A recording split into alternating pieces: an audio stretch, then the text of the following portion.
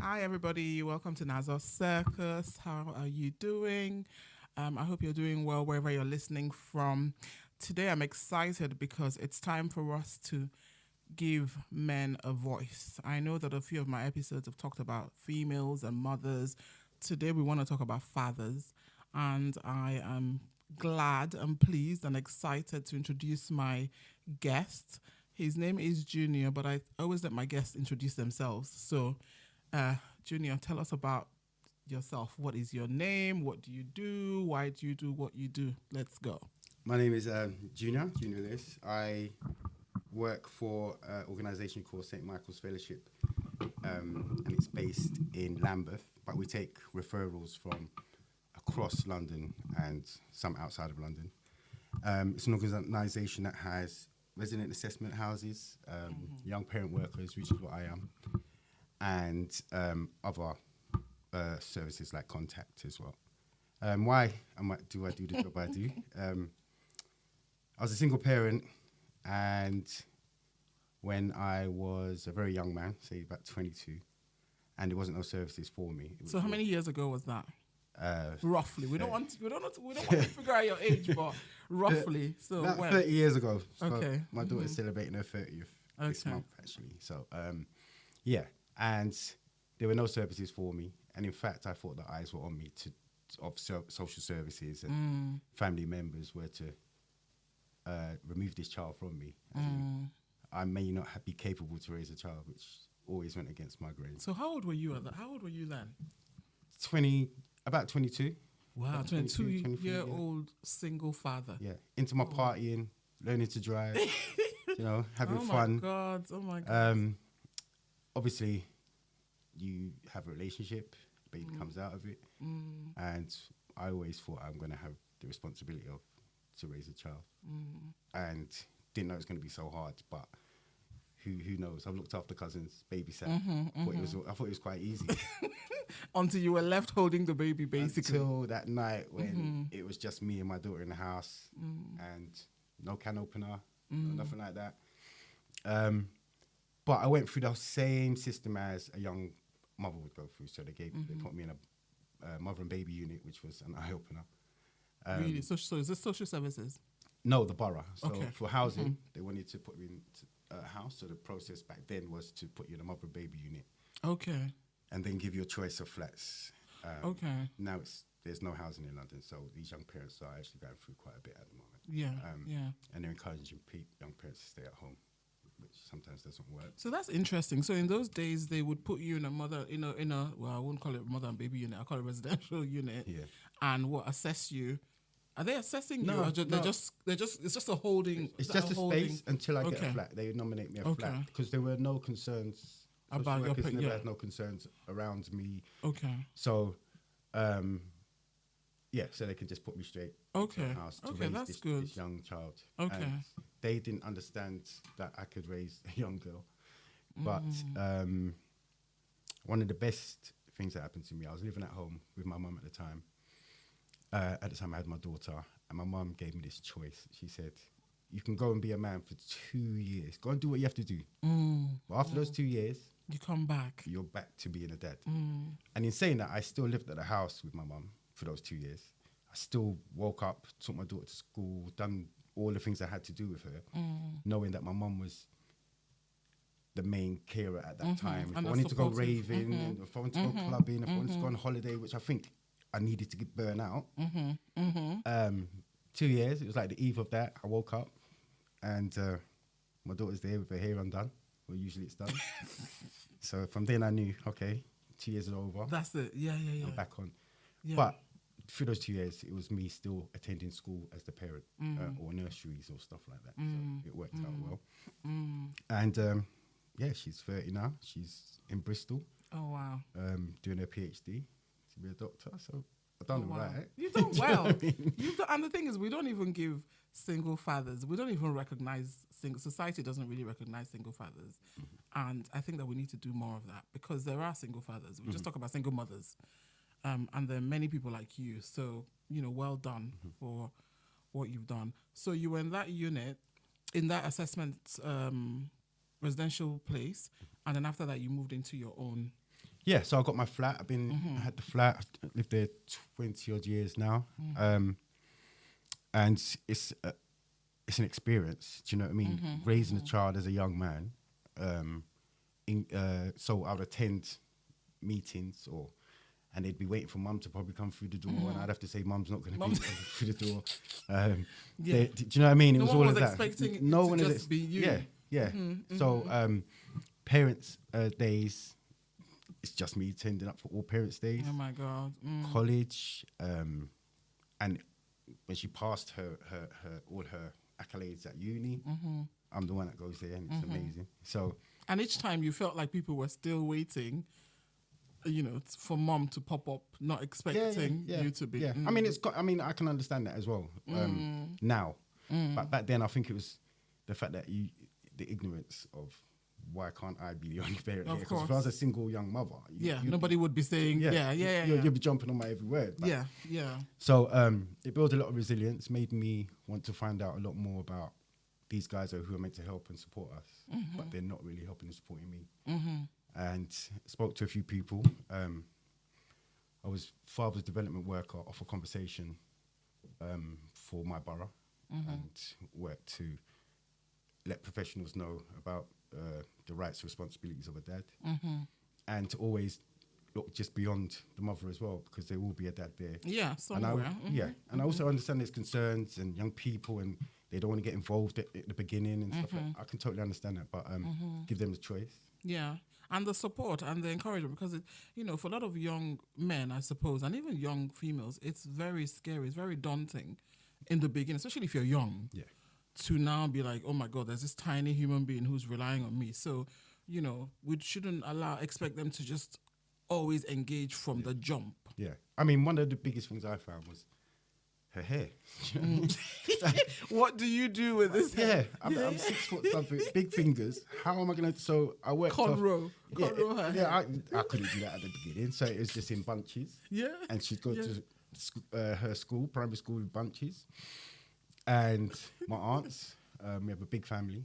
They taught me the basics of how to plait, how to grease her hair, how the importance of creaming skin. I'm a man. I would just rub Vaseline over mine and move, and that's it. Whereas you got to be delicate. You have a cream or a relaxer for the hair and stuff like that. So children actually help. I helped build me up. I wouldn't find out about menstrual cycles as a man. I wouldn't need to. I wouldn't have to find out about anything to do with the checks of women, the human papillomavirus. I had to those learn things. about that because they were going to give her an injection at school for the HPV virus. So it's just about you learning and educating yourself and taking on some of the information these professionals give you. And it builds you up to be the better person to make those conscious decisions. Because at the beginning, I didn't want her to have the MMR because it was attributed to autism at the time. And social services came down heavy on me because of that. But I just proved to them that, look, I want to keep my child safe until it's been proven otherwise. I'm not going to have the MMR. And they seemed to understand that because they were saying I'm putting her health at risk. And I said, it's not been proven, so who's putting their health at risk? Do you know what I mean? So having conversations with that and standing up for your rights as a man, that's you need to first and forefront. I think also you have to be willing to embrace with professionals and listen to whatever support they are offering when they finally want to give you the support that you need. Yeah. So is that why you got into the field that you're in now? Is it because of your personal experience that you got into that field of supporting fathers? And is that what... Is that how that happened? I would say it was a big contributing factor because I studied electronics and microprocessors and computers, and I've not been in front of a computer or fixed a computer. It's only strictly to do with preparing families. And the job I do now as a young parent worker helps me to build these young people up to be the best parents they can. To navigate through the processes of the court welfare or the court process, sorry, or social services in dealing with social workers. Whereas we know in the job we do, some of these young people don't have good relationships with their social workers, or it's hit and miss whether they see them sometimes. I understand that it's a really busy job, so they can refer them to us, and we work alongside the social workers and take into account the concerns that the social workers may have and try and empower these young people. So is it just fathers? Is it young fathers? Or No, so my organisation, St. Michael's, works with young parents. Okay, so St. Michael's Fellowship works with young parents, and you offer them what support exactly? What is it that you offer them? One-to-one service. Okay. We do groups as well, so we get young people together and make them make decisions and plan, and we do trips for the families. Give them advice. They can acquire AQAs through our service, just so it's something to, if we do something with them, they've got a piece of paper to show their achievement. Also, communication, helping them to communicate jobs, CVs. I mean, holistically, a lot around parenting. Okay, so just building them up to be the best, to reach their best potential as a young parent. Yes, yeah. And seeing that they're actually getting the right benefits or drive. So we might see that, put them in place where they can go and do apprenticeship, go and do an apprenticeship, or go and do 2 weeks work somewhere. So we want to get them out of the world they've been stuck in, just to let them see a bigger place. Do you know what I mean? So a lot of young people haven't been outside London. We take them outside London just to let them know what it's like, and just to expand their eyes and let them see a bit more. Okay, so just from talking to you before this session, I know that apart from St. Michael's Fellowship, you do something else. Can we talk a bit about that one? Yeah, so we started a group on a Wednesday in Lambeth, and it's called Dad's Hub. Dad's Hub, okay. And you don't have to be referred, you can just turn up. Okay. Title, you have to be a dad. Yeah, and of all age. And it's just about, we have conversations, we have refreshments, we have meals. We just want dads to be in a space where they can freely talk openly and have discussions and be challenged and just have a space for them. So it's the Dad's Hub. We'll bring in pro bono social work solicitors, so they can give information. We'll get benefits down there, housing. We've got a gym, instructor. We've got hobbies day. We've got cooking sessions. It's just a nice space for dads to come down and continue those conversations that they want to have. It sounds really good, and that's different from your regular everyday job where you're working with young parents. This Dad's Hub is parents of fathers of all ages, and it's basically where they come and let their hair down and get whatever support they need or information they need to deal with parenting and maybe other aspects of their lives, right? Got it in one, definitely. It's summary. It's summary. I wish I had. And that's only in Lambeth, you said. The hub is only in Lambeth. Okay, hub is in Lambeth. That's the jurisdiction where we got the funding for, and a lot of things are funding based. So we got our funding for Lambeth, but there may be a junior in your borough, a father's worker. You contact your council, your local authorities information hub, and ask them. You call them up and see if they got a father's worker there, or hit their website. So that's what they call father's worker. Is that the? I'm a father's worker. Okay. For a father, or you might want they might have it under different titles. There's young fathers practitioners, young fathers workers, different titles, but it's the same, doing the same, doing around about the same job. Yeah. And we're a charity, so when we engage with a father or father engage with us, we're voluntary. They can back out, but we tend to always keep a lot of our fathers with us because we feel like we're giving them the right advice and support. Yeah, and it's something for them to look forward to because they're talking to people in the same, in similar situations or who've gone through the same things or are going through the same things. That's fantastic. Well, I hope different local authorities start the Dad's Hub because I think it's a good place for fathers to go and let their hair down and link up with other fathers. Yeah. Okay. So apart from that, is there anything else that you do? What about caring? I know that we talked about caring dads. Are you involved with that? Yeah, so Caring Dads is a 6-week program, which I am a facilitator of. Okay. And it's for dads who the court will usually refer dads to Caring Dads program. We run ours in Lambeth and surrounding areas. It's a Canadian program, and it's been adapted to fit over here. And to be honest, back then, I think it was something that would have benefited me, just the fact that I would need something along those lines for the conversations. The conversations that happen here and there, these guys have to be open. They're open. It's a good program. It's 16 weeks. The last program I done, all dads attended, all 16 sessions. All 16 sessions. Sessions are from like 6 to 8. That's the times we run it. It can be varying other times. It's usually geared towards dads who are working and so they can come from work or at a time that suits other dads. And actually, we that's a referral, so you're referring to that, and depends on who does the referrals? Anybody can they self-refer? You can it takes a professional to be referred in. Okay. So you can't self-refer, but you can talk to somebody who can refer you. Okay. And it might even be a solicitor or someone like that. Okay. But it has to be a professional referred in. Okay. If you're referred in through yourself, you pay. So it's a cost to it. Okay. If your borough refers you in, then cover the borough the cost. Yeah. Will cover the costs. Okay. Caring dads. And what exactly do they do in Caring Dads? What services? So is it just like where you go and talk to other fathers, or? Okay, so they'll come to us and we'll talk to them.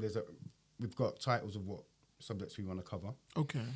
And it's all about thinking first and then move and then actions. And I think we carry that mantra throughout life. Think before we carry on with actions. Yeah. So they come for 16 weeks, and then we just talk about what are the main topics: engagement, communication with your partner, whether the partner's in the house or not.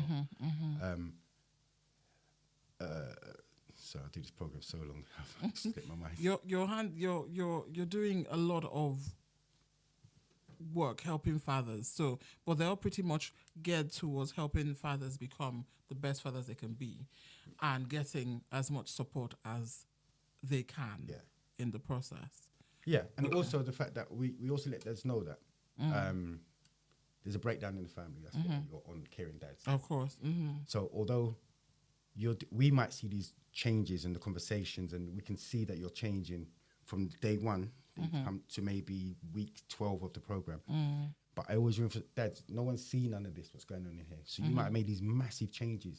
You might be finding out about other things online. No one's going to see that because they remember you from why you're here. So the report's going to show that you've changed and how you're accepting.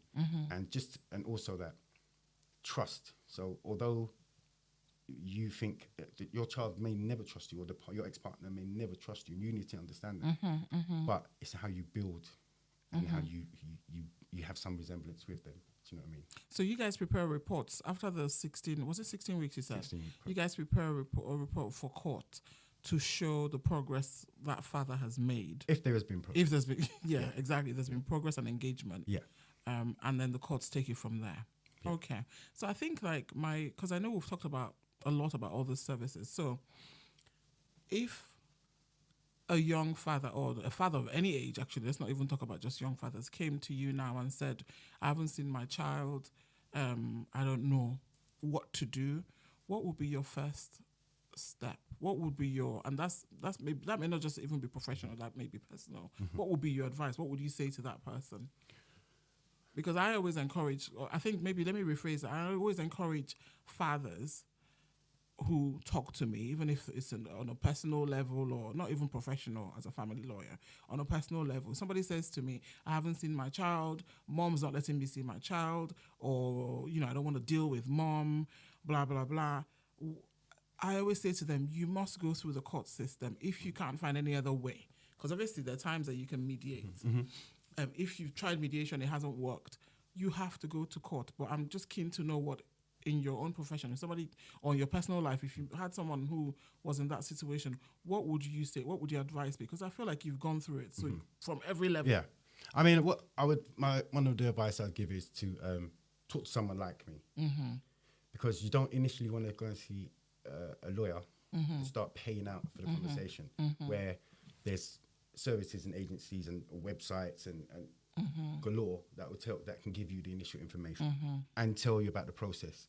But bear in mind, you will have to go to court for you to have it in concrete on visitation rights, if that's possible. As a court order that you can enforce. So there has to be, and the courts are only looking out for the welfare of the child, and they want to make sure that you're ready for when you do get your child as well. So we know that I've worked with a lot of dads. I want my child now. But they're not in the right space. They're not even in the house. They're not even ready. One bedroom, they're not even consistent. So it's not going to work. Do you know what I mean? And I will tell them, what could you offer your child now if they handed you your child today and say, take this child home? What school are they going? What's the medical conditions of your child? You need to know all of this before you start thinking, fighting. I need to look after this child, because you're going to put out. You will have to do. Courts want you to do mediation anyway. If you can't, if it's turned down or you don't do mediation, that's fine. But you might have left the house because there was a non molestation order as well. You've got to fight the non molestation order before you start. So that's money, okay? And there's no legal aid in that circumstance for you in that circumstance. Once you've done that, then you start going through the process of the court. So withhold from spending as much funds. Speak to someone until you're ready, so you know the plan and the process of the courts. You can represent yourself, and there's I'm sure there's I believe there's an office inside there where you can in the family courts in Auburn who will assist you. I think there's a small fee, or there's a fee, but they will assist you with the application forms. So all of that you do. If you still feel like you need more support, then you will go for a solicitor. I think it's very important what we've just talked about, because obviously I'm a solicitor. All I know is when you come to me, I refer you to mediation, which I'm required to do. And if mediation doesn't work, which in many cases, no, I wouldn't say many cases. In some cases, it doesn't work because obviously parents are busy thinking about themselves, or I don't know, relationship is strained, or if there's been domestic abuse, we can't even talk about mediation. So my job is to help you with the paperwork and assist you through the court system. But I think it's important. Your role is important, even though you're stopping clients from coming to me. But no, but as you know, mediation is something that is.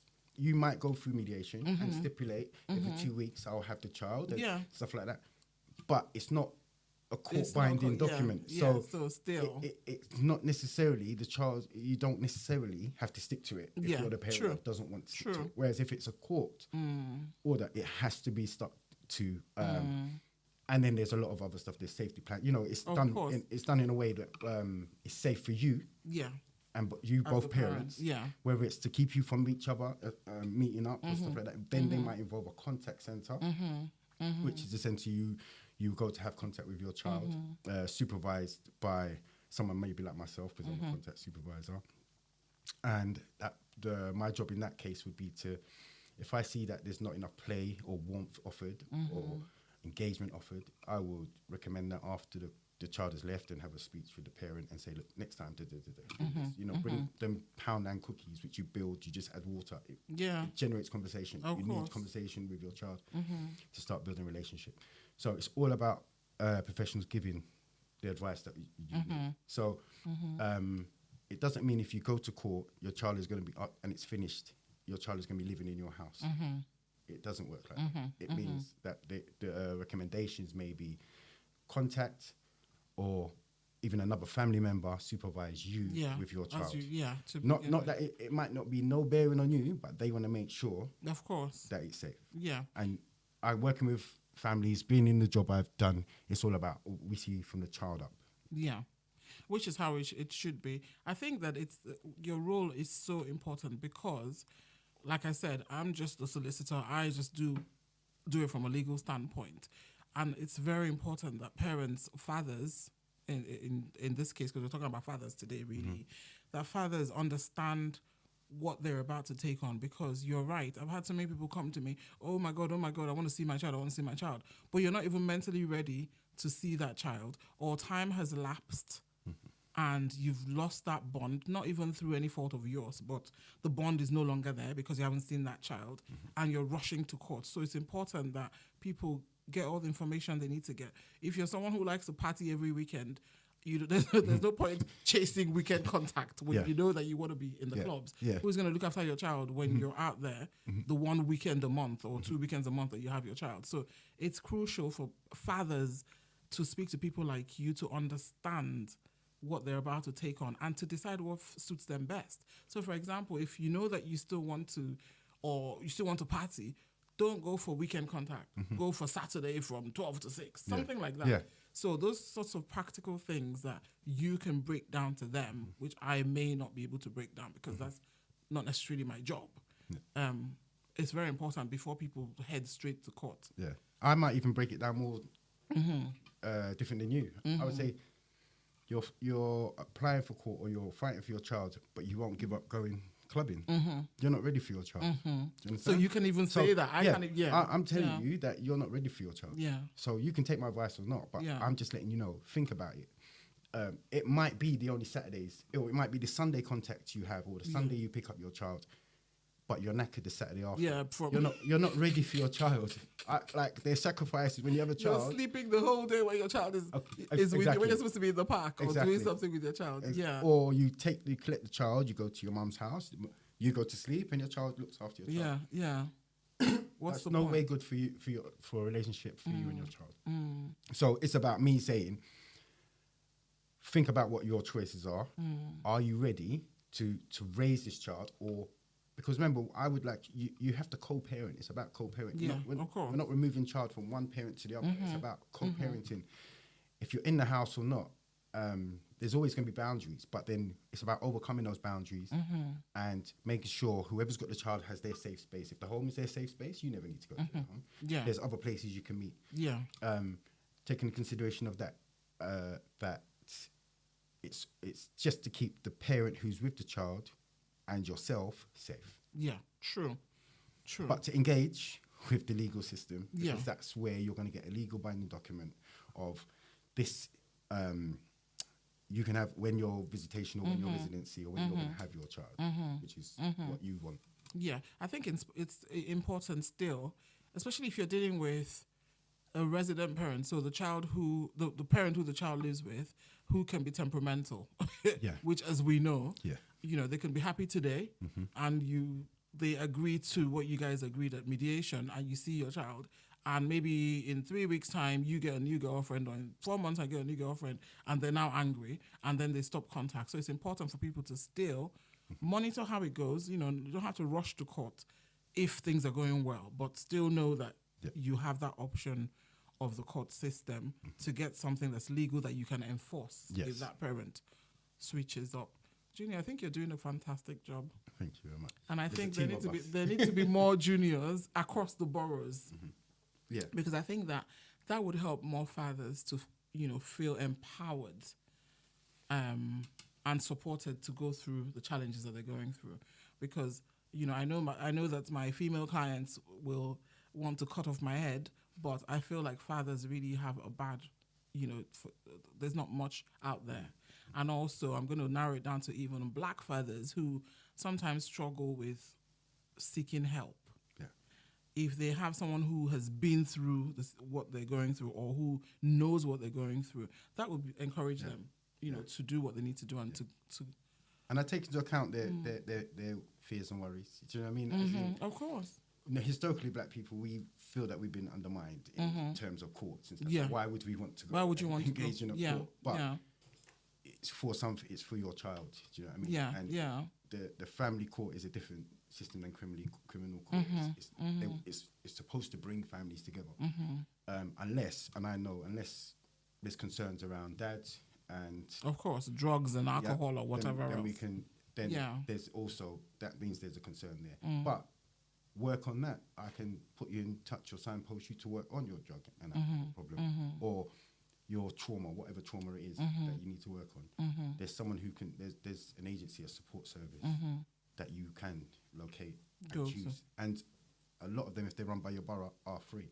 Yeah. So it's about investigating them. It's not I'm all finding about out, yeah. still going to pay money for a therapist or going through that. I mean, sorry, the other day I gave advice to a dad and I said, you can get a therapy through your work. Have you investigated that? Some works offer therapy. I know my work does because of the work we do. So it's about engaging and knowing what's free and available to you. I think finding out, I think maybe the first step is even fathers, black fathers, switching off that voice that just tells them, you're not going to get anywhere. The courts will never listen to you. Nobody's going to listen to you. I think it's kind of switching, first of all, that thinking. Because if you have that thinking, you're not even going to try to do anything to see your child. So switching off and knowing that there are support services out there, you may have to search a little bit, but you will find one that suits, your needs and go from there. Don't just sit back and just say, my child will find me when they're 18, because they will come to you as adults and you don't know what you're going to get. And how do you show that you've even fought to have contact with them? So I like what you guys are doing, and I feel like I need to know a bit more. I'm going to get more information and put the links to this session so that people can at least start looking to see what support there is out there for fathers. Okay, was there anything else you want to say? Any words of encouragement to any fathers out there? Black fathers of all colors, but black fathers, because we seem to be the ones who don't engage. Well, who are stubborn. Being one of those stubborn young men back then, and knowing that I fully engaged in the services, there's no harm there. I mean, they shouldn't be prejudging you. You should meet someone like me who's just going to work on you, not what your history is. I mean, if it's a concern, then we want to take that into account. Of course. But I want to work with you, the man sitting in front of me now, or the parent sitting in front of me now, and see where we can go to, what support I can offer you, and gear the work I do around that. And engage, because if you're not, you're sitting in somewhere just thinking about my child, and but not doing anything. When I do see them, how am I going to be? Am I going to be as fit, strong as they saw me, or am I going to just, you know what I mean? All those worries and trauma you're going through, when you can actually engage with do something. And get information on. I mean, find out how they're doing at school and stuff like that. You can get the reports from school, you know what I mean, for your child if you're not in the house. There's things you can do to make sure that you're keeping abreast of what your child's development is doing. Yeah.